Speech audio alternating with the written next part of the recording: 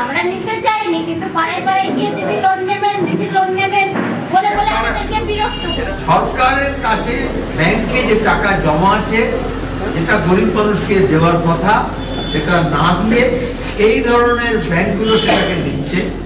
আর আগে এটা ছিল 4%, গোটা বছরে 4% দিতে পারে, ডিফারেন্সিয়াল রেট অফ ইন্টারেস্ট ডিআরআই। এই নতুন সরকার এসে শেষ করে দিয়েছে। তারপরে এখন একটা আপার লিমিট ছিল যে এত পার্সেন্ট দিতে পারে, তার বেশি দিতে পারবে না। মোদী সরকার এখন নতুন অর্ডার করে দিয়ে যে সুদের হারের এমএফআই এর আপার লিমিট বন্ধ করে তুলে দিয়েছে। তখন বলেন এই কত টাকা সুদ দিতে হবে না, সেটা সুদের কথাটা বলে।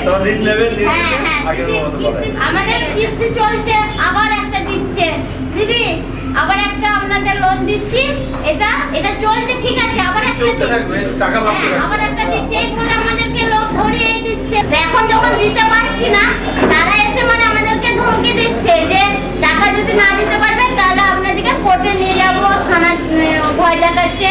তো একটা মানে নোটিশ দিয়ে গেছে। নোটিশটাকে হাতে থেকে বাড়ি ধরে দিচ্ছে। হ্যাঁ, বাড়ি থেকে ধরিয়ে দিয়ে যেতে হবে। একজন গরিব মানুষ যে ঋণ নেয়, ব্যাংক যাকে ঋণ দেয় না, আর সেলফ হেল্প গ্রুপ ছিল এই জন্য, তারা নিজেদের সবার টাকা জমা করবে আর নিজের মধ্যে ঋণ নেবে। এই করে করে বড় বড় ব্যাংক হয়ে গেছে মেয়েদের। আমাদের সময় এরকম হয়েছিল, তারা টাকা জমা করেছে।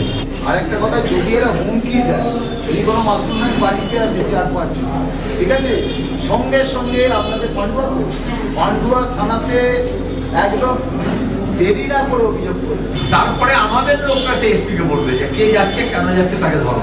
উল্টে সেই তাদের মধ্যে দু একজনকে ধরলে এটা থানা পুলিশ। আর একটা হচ্ছে সব মেয়েরা যদি একটা হয়ে যায় না, রাস্তায় বাড়ি পাথর রেখে কেস করে, তৃণমূলরা এসব